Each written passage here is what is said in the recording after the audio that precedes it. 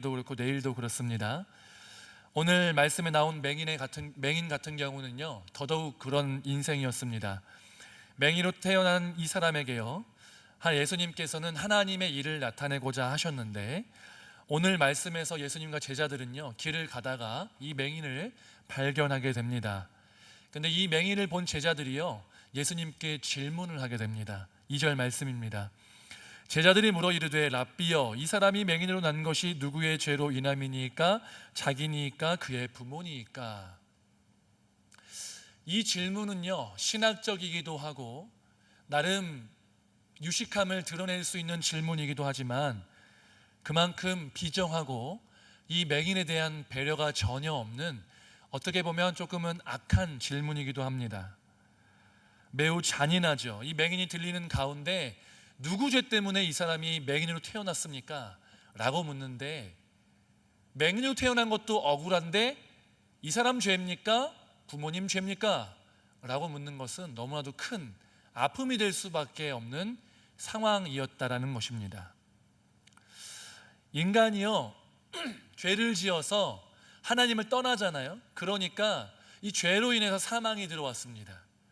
우리는 당장 죽지 않지만 결국에 죽게 되는데, 그 사망의 과정 가운데 질병이 생기고 노화가 생기게 되고, 또한 죄된 인생이 서로에게 상처를 주고 상처를 받는 일이 발생하게 된다는 거죠. 그러다 보니까 이 죄와 죽음, 죄와 고난, 죄와 질병을 연결시키는 것, 큰 그림 속에서 일반적으로 봤을 때는 연관성이 있는 게 사실입니다. 그러나 특정한 질병이나 특정한 고난을 겪는 것에 대해서 그 사람 죄입니까? 부모 죄입니까? 라고 묻는 것은 적절치 않다라는 겁니다. 왜냐하면 어떤 경우에는 맞을 가능성이 있지만 많은 경우에는 아니기 때문에 그렇다는 것입니다. 오늘 말씀 3절인데요, 함께 읽어보겠습니다. 예수께서 대답하시되 이 사람이나 그 부모의 죄로 인한 것이 아니라 그에게서 하나님이 하시는 일을 나타내고자 하심이라. 예수님 뭐라고 대답하십니까? 하나님이 하시는 일을 나타내고자 하심이라 라고 대답한 거죠.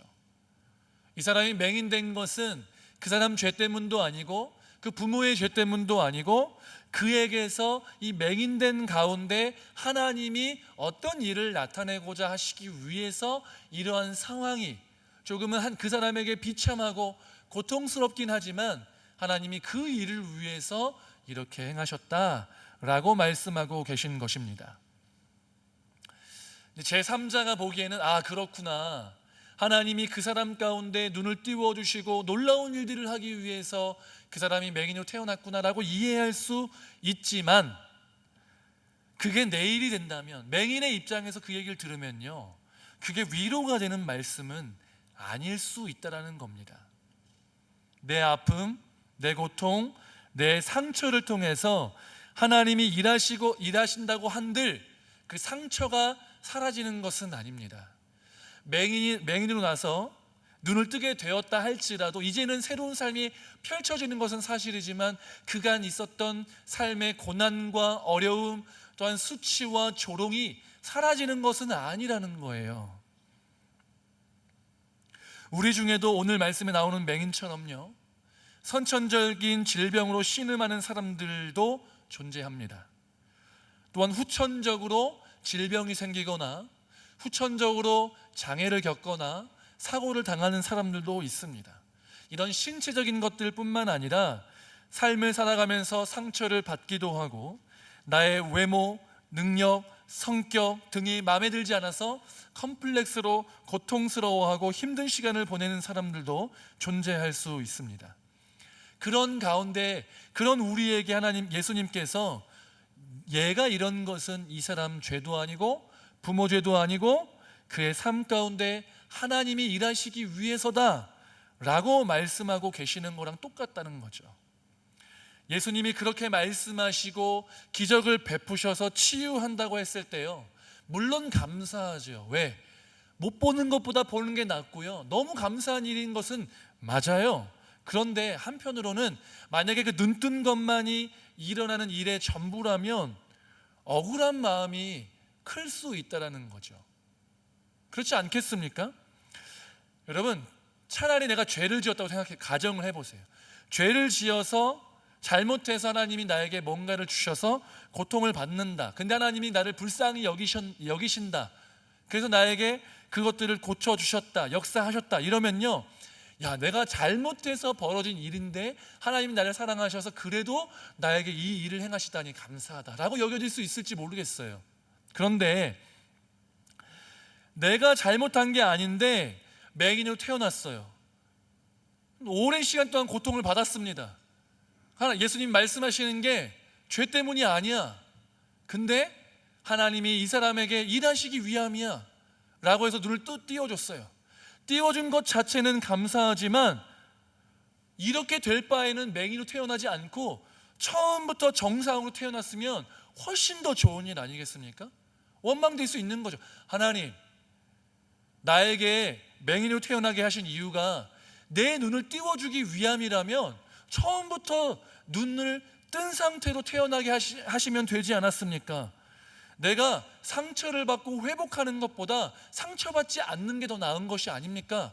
왜 나에게 이러한 고통의 시간들, 하나님의 일하심을 경험하는 것은 감사하지만, 지금 눈 뜨는 것도 감사하지만, 굳이 왜 내가 그러한 상황에 처했다가 이렇게 회복이 되어야 합니까? 라고 물을 수도 있다라는 겁니다.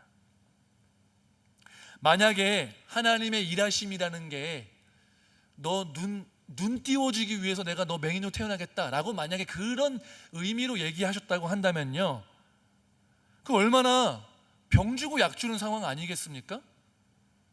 약 줄 필요 없죠. 병을 안 주시면 되니까요. 제비다리 고쳐주려고 제비다리를 부러뜨린 다음에 고쳐주신 것과 같다라고 여겨지지 않겠냐는 거예요. 아프죠. 원망이 된다라는 겁니다. 근데 여기서 예수님이 말씀하시는 하나님의 일을 나타내기 위함이다 라는 것은요, 단순히 눈을 띄워주는 것만을 의미하는 것이 아니라는 겁니다. 예수님께서 말씀하시는 하나님의 일이란 맹인의 눈을 띄우는 기적 같은 일을 일으키시고 거기서 멈추는 게 아니라 그걸로 인해서 이 기적을 베푸시는 예수님이 어떤 분이신지를 깨닫게 하는 겁니다. 구원자이시고 하나님이시고 나의 죄를 속하실 수 있는 분이시고 나의 본질적인 문제를 해결하셔서 나에게 생명을 주실 수 있는 구원자임을 깨닫게 하는 것, 그래서 믿고 영생을 얻게 하는 것까지가 하나님의 일을 나타내시는 것이라고 예수님은 우리에게 말씀하시는 것입니다. 우리의 시선과 초점이 눈 뜨는 일에 매몰되어서는 안 된다는 것이죠. 예수님께서 이 기적을 통해서 궁극적으로 하시고자 하는 건요, 눈 띄워주는 게 끝이 아니라는 거예요. 눈을 뜨지 못했다가 눈을 뜨게 하심으로 인해서 우리가 영적인 눈이까지 띄워져서 이 일을 행하시는 분이 나의 구원자시구나, 내가 믿을 만한 유일한 분이시구나, 하나님이시구나 라는 것을 깨닫고 그분을 믿는 자리에까지 나아가는 것, 그거를 하나님이 우리에게 원하고 계시다라는 것입니다. 단지 내 고통이 덜어지고 문제만 해결되어진다면 그것은 복음이 아닐 수 있어요. 그러나 그 과정을 통해서 문제가 해결될 뿐만 아니라 나의 고통이 해결될 뿐만 아니라 그 과정 가운데 역사하시는 나의 구원자, 나의 하나님을 만나고 그분이 주시는 영원한 생명을 얻고 천국까지 가는 것, 그것까지 있어야 진짜 은혜고 진짜 복음이다라고 예수님은 우리에게 말씀하고 계시는 것입니다. 내가 겪는 고통, 나의 질병, 나의 약점, 나의 어려움이 힘들고 아프고 원망스러운 일이 분명한데 결국에 그것을 통해서 하나님이 일하시고 그 어려움을 넘어서서 생명까지 얻게 하신다면 그것은 저주가 아니라 하나님이 우리에게 주신 축복의 통로가 될 수 있다라는 것입니다. 하나님은 예수님을 통해서 이 맹인의 삶 가운데 역사하기 시작하셨습니다. 이제는 맹인이 믿음으로 반응할 차례였습니다. 성경에서 말하는, 특별히 요한복음이 말하는 믿음이라는 것은요, 매우 실천적이고 구체적이며 적극적인 반응을 의미합니다. 이 맹인은 하나님의 일하심을 경험하기 위해서 믿음으로 반응했는데 그 첫 번째가 뭐냐면 이해할 수 없더라도 믿음으로 순종했다라는 것입니다. 여러분, 이 맹인의 입장에서요, 지금 이야기가 막 들리잖아요. 누구의 죄 때문입니까? 예수님, 주님, 선생님, 랍비요 이렇게 하면서 이런저런 얘기를 하시잖아요. 이 사람 죄 때문이 아니다, 하나님이 일하심에 나타나기 위함이다, 이 얘기를 다 듣고 있다는 거예요. 근데 예수님께서 이렇게 말씀하시고 그 땅에 침을 뱉어가지고 진흙을 이겨가지고 눈에 붙여주시고 야 실로암 가라, 거기서 씻어라, 이 말씀을 듣는다는 거예요. 근데 이분이 누구신지를 내가 소문을 들어서 익히 알았지만 내가 직접 본 것이 아니고 지금 이렇게 말씀하시는 분이 그분인지 확실치도 않은 그 상황 속에서 또한 그분이 시키시는 이 일이 진짜 이 일을 하면 내가 눈이 떠질까? 라는 그런 의심이 들 수밖에 없는, 진짜 눈 뜨는 것과는 전혀 상관없어 보이는 일을 나에게 시키시는데 이 상황 속에서 이해할 수 없지만 이분이 그동안 수많은 기적을 베푸시고 지금 나의 삶 가운데 일하시고 역사하실 수 있는 분이시라는 것을 믿고 순종함으로 이 진흙을 눈에 붙인 상태에서 실로암에 가서 이것을 씻었을 때 하나님이 이 맹인의 눈을 뜨게 해 주셨다라는 것입니다. 근데 여러분, 이게요 남일이니까 딱 봤을 때 와 그래 믿음으로 순종해야지 했는데, 만약에 나한테 제가 맹인인데 하나님이 예수님이 갑자기 침 탁 뱉어가지고 흙이 이겨가지고 이렇게 발라주시면 거기서부터 일단 거부감이 들지 않겠습니까? 눈에 안 보일 뿐이지 다 들려요. 들리잖아요. 이거 침 뱉네? 진흙 눈에 바르고 이러면 기분이 나쁘잖아요. 근데 실로암까지 가래요. 나는 집과 성전을 오가면서 구걸하는 그 거리만 익숙한데 전혀 생뚱맞은 실로암에 가서 씻으라는 겁니다. 뭐 침에 진짜 치료에 효과가 있어서 우리 어르신들 뭐 벌레 물리면 침 이것처럼 그런 걸까요? 그런 거 아니잖아요. 왜 이렇게 예수님이 이런 방법으로 일하셨냐는 거예요. 이해할 수 없다라는 거죠. 순종하기 어렵다는 거죠. 이것에 대해서 칼빈은 뭐라고 이야기하냐면 하나님의 원하심대로 어떤 방법을 통해서든지 일하실 수 있음을 보이시기 위해서 특별한 의미 없이 임의의 방법을 택하셨을 수도 있다라고 해석을 하고 있습니다. 뭔 말이냐면 여기다가 이제 해석을 더 해보자면 전 동의하는데요. 방법은 통로일 뿐이고 결국은 예수님이 하시는 말씀에 순종하는지 안 하는지를 보고 싶으시다는 거예요. 근데 만약에 예수님께서 눈 좀 한번 봅시다 이렇게 하면서 갑자기 침을 딱 빼들더니 침을 이렇게 딱딱 이렇게 놓으시면 치유될 것 같잖아요. 그러면 여기에서는 순종하고 불순종하고 이게 없다는 거예요. 근데 침 뱉어서 진흙 이겨서 눈에 바르고 가서 씻어라 이렇게 하면 이게 아무리 의학 상식이 없다고 할지라도 이게 눈 뜨는 거랑 뭔 상관인데 라고밖에 나올 수 없는 방법인데도 불구하고 이 상황에서 내가 믿고 순종하기 어려운 상황에서 예수님이 하시는 말씀이니까 믿고 순종해야겠다라고 반응하기를 원하신다는 거예요. 이 방법이 누가 봐도 진짜 치유될 것 같으니까 순종하는 게 아니라 방법은 믿을 수 없지만 예수님의 말씀이기 때문에 내가 순종함으로 믿음을 드리겠습니다라고 고백했을 때 하나님이 그 삶 가운데 역사하시는 그 일을 하시기 위해서 이 방법을 굳이 사용하신 것이 아니겠느냐라는 것입니다. 여러분, 우리는요 방법을 너무 중요하게 여길 때가 종종 있다는 거예요. 그래서 예전에 저 어릴 때도 막 이렇게 기도하면 응답된다 이런 것들이 막 있었습니다. 그래서 뭐 40일 동안 금식하면 된다 뭐 이런 여러 가지 뭐 방법이 있을 수 있겠죠. 근데 만약에 하나님이 그렇게 일하시면 우리가 하나님을 붙들겠느냐 아니면 그 방법을 붙들겠느냐는 겁니다. 예를 들어서 진짜 40일 금식 기도 무조건 하면 물만 마시고 나머지 아무것도 안 먹고 40일 금식 기도하면 소원하는 모든 게 응답됩니다라고 그렇게 광고하고 실제로 그렇게 된다고 생각해 보십시오. 하나님을 의지하시겠습니까? 40일 금식 기도를 의지하시겠습니까? 당연히 40일 금식 기도를 의지하겠죠. 두 개가 다릅니까? 라고 말할 수 있겠지만 두 개가 다르다는 겁니다. 하나님을 의지하느냐, 내가 기도의 응답이 이루어질 거라고 생각되는 방법을 의지하느냐는 것은 천지 차이라는 것이죠. 하나님은 우리가 어떠한 방법, 어떠한 비법, 어떠한 통로를 의지하는 것이 아니라 하나님의 말씀을 붙잡고 하나님께 믿음으로 나아가 순종함을 통하여서 하나님의 응답을 경험하시기를 원하신다라고 말씀하고 계시는 것입니다.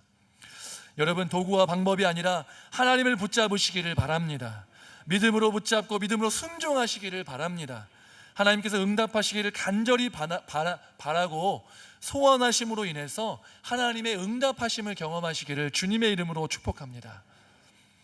이 맹인은요, 믿음으로 순종하는 과정 속에서요, 무엇을 감수해야 되냐면 수치를 감수하고 무릎 써야 했습니다. 맹인은요, 예수님의 행위가 눈에 보이지 않지만 다 들리잖아요. 침 뱉은 그 진흙이 눈에 붙는 것을 느끼잖아요. 그 실로암까지 걸어가야 됩니다. 얼마나 더듬거리며 천천히 갈 수밖에 없겠습니까?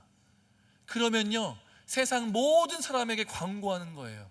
안 그래도 유명했을 겁니다. 성전에서 날 때부터 맹인이어서 구걸하던 그 사람 아니냐라고 했는데, 아니 쟤 왜 구걸 안 하고 저기서 돌아다니냐?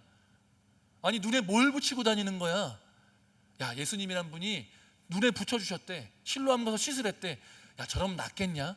이런 수군거림과 의심의 소리, 조롱, 수치, 내가 맹인이라는 사실들, 누구 죄 때문이라고 다들 묻고 있는데 역시 죄인이야, 이런 손가락질들, 이거를요, 그 성전에서 실로암 못까지 걸어가는 내내 더듬거리며 찾아가는 그 모든 순간 속에서 듣고 좌절하고 포기하고 싶을 그런 마음이 너무나도 들었을 거라는 거예요. 그러나 이 맹인은 그 수치가 드러나는 시간 속에서 내 약점과 수치가 드러나는 것을 감당했다라는 것입니다. 하나님이 일하신다, 얼마나 멋진 말입니까? 나의 약점을 통해서 하나님이 강하게 하신다, 하나님이 일하신다, 멋진 말이에요. 근데 문제는 뭐냐면 나의 약점을 통해서 하나님이 일하신다는 것은요, 그 고백이 터져 나오기 위해서는 나의 약점과 나의 연약함과 수치가 드러남이 동반되어야 한다는 것을 의미해요. 하나님이 일하십니다, 거기까지는 좋지만 나의 약함이 하나님의 강하심이 되십니다 라고 고백하는 것은요, 결코 쉬운 고백이 아니고요, 그냥 하나님, 나의 장점을 통해서 일하시면 안 되겠습니까? 라고 고백하는 게 더 쉽지, 나의 약점을 통해서 하나님의 강하심이 드러나게 하여 주시옵소서 라고 고백하는 일은요, 결코 쉬운 일이 아니라는 겁니다. 내가 질병을 갖고 있거나 연약함, 이런 것들, 수치를 당했는데 그것이 드러나면서까지 하나님의 일하심을 경험하는 것을 과연 기꺼운 마음으로 그것을 감당할 수 있겠냐는 것입니다. 그렇게가 쉽지가 않다는 거죠.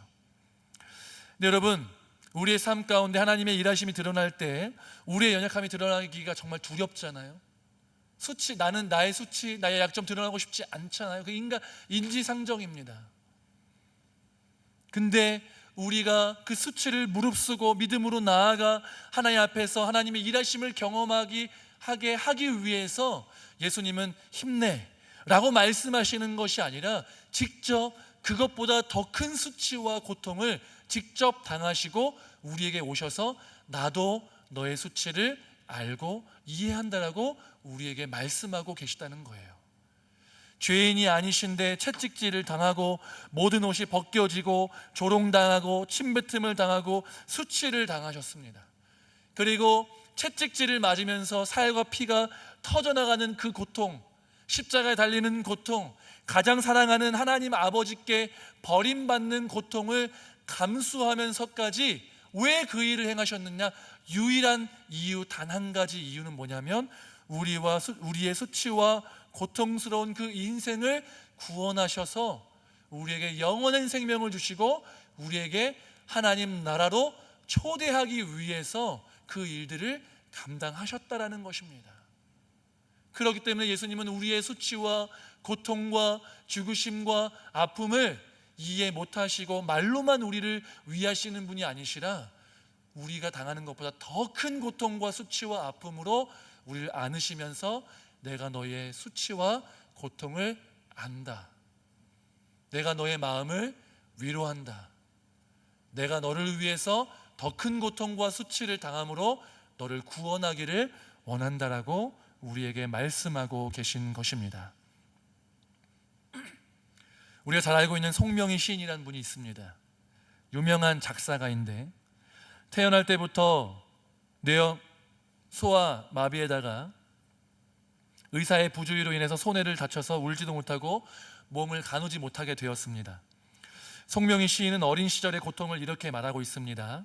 어머니는 나를 업고 은사 집회에 가서 안수 기도를 수없이 받기도 했고 침 맞는 곳에 가서 머리와 팔과 다리에 침을 꽂기도 해서 자지러지게 울기도 했다라고 고백합니다. 그때의 고통을 지금까지도 기억해낼 수 있음은 그 고통이 지독하게도 심했기 때문이다. 송명희 씨는 10살이 넘어가면서 하나님과 어머니를 원망하기 시작했습니다. 엄마는 아기를 자연유산도 잘하면서 난 왜 이렇게 낳았어? 나도 그렇게 유산해버리지 왜 이렇게 낳은 거야?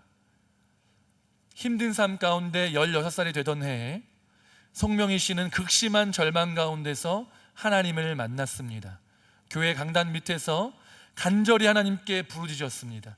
몇 날 며칠을 기도했습니다. 그리고 그 해에 어느 부흥회에 참석했다가 자신이 죄인인 것을 깨닫고 통곡하며 울었습니다. 그리고 예수님께서 자신을 너무나도 사랑하신다는 사실을 깨닫게 되었습니다. 그러다가도 왜 나를 이렇게 만드셨는지 하나님께 불만을 토로할 때가 있다라고 얘기했습니다. 그때 하나님께서는 이렇게 그에게 응답해 주셨다고 합니다. 내가 너를 이렇게 만들지 않았다면 네가 나를 믿었겠느냐? 너는 지금 기도로 나를 기쁘게 하고 있다. 내가 너를 반드시 들어쓸 것이다. 내가 너에게 많은 사람들을 구원하도록 줄 것이다. 그런 하나님의 인도하심 가운데 유명한 시를 쓰게 됩니다. 나 가진 재물 없으나, 나 남이 가진 지식 없으나, 나 남에게 있는 건강 있지 않으나, 나 남이 없는 것 있으니, 나 남이 못 본 것을 보았고, 나 남이 듣지 못한 음성 들었고, 나 남이 받지 못한 사랑 받았고, 나 남이 모르는 것 깨달았네. 공평하신 하나님이 나 남이 가진 것 나 없지만 공평하신 하나님이 나 남이 없는 것 갖게 하셨네. 송명희 시인은 그의 죄 때문이나 그 부모의 죄 때문에 그렇게 되지 않았습니다. 하나님의 일하심이 드러나기 위함이었습니다. 그렇다고 해도 그 고통은 너무나도 아프고 힘든 시간이었습니다. 하나님께서 그에게 말씀하신 것은 육체의 회복이나 더 나은 삶에 대한 약속이 아니라 영원한 생명과 그를 향한 하나님의 사랑이었습니다.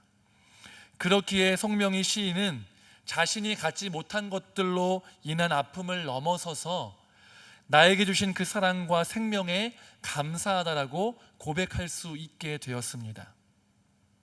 송명희 시인은 믿음으로 반응했습니다. 그리고 그 과정 속에서 이 시를 쓰고 이 시가 노래가 되어서 이야기되는 모든 그런 자신의 이야기가 다 전파가 되면서 자신의 아픔, 자신의 질병, 자신의 수치가 드러남까지도 무릅쓰게 되었습니다. 그 속에서 예수님께서 자신을 얼마나 사랑하셨는지를 깊이 경험하게 되었고 자신의 아픔과 연약함을 통해서 다른 사람들에게 예수님의 사랑을 전하는 귀한 역할을 감당하게 되었습니다. 저희 딸이 둘이잖아요. 이제 남자친구를 나중에 데려오게 된다면, 결혼하겠다고 한다면 저는 무조건 한 번은 거절할 겁니다. 정말 내 딸을 사랑하는지 안 하는지가 테스트가 돼야 되잖아요, 그죠? 무조건 주는 게 아니라 한 번은 무조건 거절하겠다. 애들한테 얘기는 안 했습니다. 저는 근데 사실은 저는 거절을 받지 않았습니다. 왜냐하면 제가 결혼할 때 이미 장인어른이 계시지 않았기 때문에 그렇습니다. 와이프가 11살 때 사고로 이제 장인어른께서 돌아가셨는데, 그래서 와이프는 제가 밤에 운전하는 것을 좋아하지 않습니다. 장인께서 돌아가셨을 때 11살밖에 안 되던 제 와이프는 아빠 대신에 죽고 싶다라고 여러 번 이야기했다고 합니다.